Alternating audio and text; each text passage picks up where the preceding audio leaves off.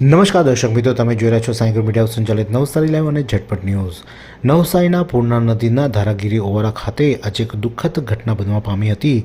ધારાગીરી ઓવારા પર નજીકના જે મોટી ચોવીસી ખાતે ગુજરાતી શાળાની પાછળ 50 ગાળામાં રહેતા શેખલિયા પરિવારની મહિલાઓ કપડાં ધોવા માટે આવી હતી, જેમાંથી 4 મહિલાઓ જે પાણીમાં ગરકાવ થતી હતી અને તેને બચાવવા માટે પરિવારનો દીકરો પણ પાણીમાં કૂદ્યો હતો। ત્યારે 5 લોકો ડૂબી રહ્યા હતા, ત્યારે બાજુમાં હાજર માછીમારે ઝાર નાખી અને 3 મહિલાને બચાવી લીધી હતી। તેમાંથી એક મહિલા અને એક યુવકનું મોત નીપજ્યું હતું, ત્યારે 3નો બચાવ થયો હતો।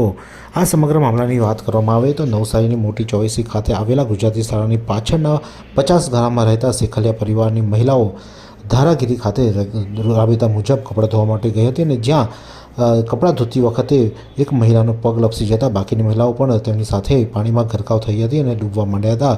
આ જોતાં પરિવારનો દીકરો એટલે કે નાનો દીકરો પણ ત્યાં હાજર હતો, કલ્પેશ અશોકભાઈ શેખલિયા, તે પણ પાણીમાં કૂદ્યો હતો અને તેમને બચાવવાનો પ્રયાસ કરવા જતાં તે પણ પાણીમાં ગરકાવ થઈ ગયો હતો। એટલે કે કુલ 5 લોકો પાણીમાં ડૂબી રહ્યા હતા। ત્યારે ત્યાં હાજર માછીમાર દ્વારા ઝાર નાખવામાં આવી હતી અને ઝારને પકડી અને સાસુ, નાની વહુ અને તેમની પૌત્રી 3 લોકોનો બચાવ કરી લેવામાં આવ્યો હતો। ત્યારે દિયર અને ભાભી બંને જણા પાણીમાં ગરકાવ થઈ ગયા હતા। આ સમગ્ર ઘટનાની જાણ નવસારી ફાયરને કરવામાં આવી હતી અને નવસારી ફાયરની ટીમ ત્યાં પહોંચી હતી અને તેઓ દ્વારા શોધખોળ કરી અને મોટી વહુ આરતીબેન શૈલેષભાઈ શેખલિયાનો મૃતદેહ થોડી વારમાં શોધી કાઢવામાં આવ્યો, પરંતુ જે દીકરો એટલે કે કલ્પેશભાઈ અશોકભાઈ શેખલિયા જે પાણીમાં ગરકાવ થઈ ગયા હતા તેનો મૃતદેહ મળ્યો ન હતો। ફાયરની ટીમ દ્વારા સમગ્ર દિવસ દરમિયાન શોધખોળ કરી મોડી સાંજ સુધીમાં કલ્પેશભાઈ અશોકભાઈ શેખલિયાનો મૃતદેહ શોધી કાઢ્યો હતો અને બંનેના મૃતદેહ નવસારીની સિવિલ હોસ્પિટલ ખાતે ખસેડવામાં આવ્યો, જ્યાં તેમનો બંનેનો પીએમ કરી અને પરિવારને તે મૃતદેહ સોંપવામાં આવ્યો છે। પરંતુ પરિવાર માટે એક મોટી દુર્ઘટના કહી શકાય અને જેમાં શેખલિયા પરિવારના એક વહુ અને દીકરાએ જીવ ગુમાવવાનો વારો આવ્યો છે।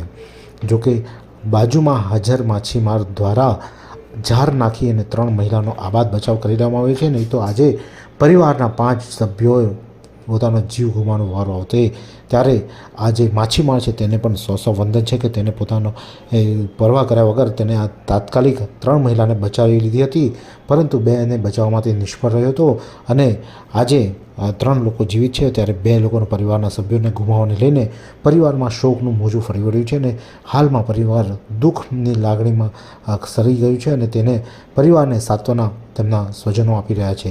ત્યારે આજે એક દુઃખદ ઘટના બની છે અને જેને લઈને મોટી ચોવીસી વિસ્તારમાં પણ લોકો આ જે ઘટના છે તેને ખાસ વખોડી રહ્યા છે અને જે પરિવારની મહિલાઓ છે જે લોકોએ કપડાં ધોવા માટે, કારણ કે પાણીની વ્યવસ્થા ન થવાના કારણે તેઓ નદીએ કપડાં ધોવા જવા વાળા હોય છે, ત્યારે આ વિસ્તારમાં જે પાણીની સમસ્યા છે તે દૂર કરવામાં જેથી કરીને મહિલાઓ ઓવારા પર કપડાં ધોવા ન જાય તેવું કરવાની પણ માંગ ઉઠવા પામી છે।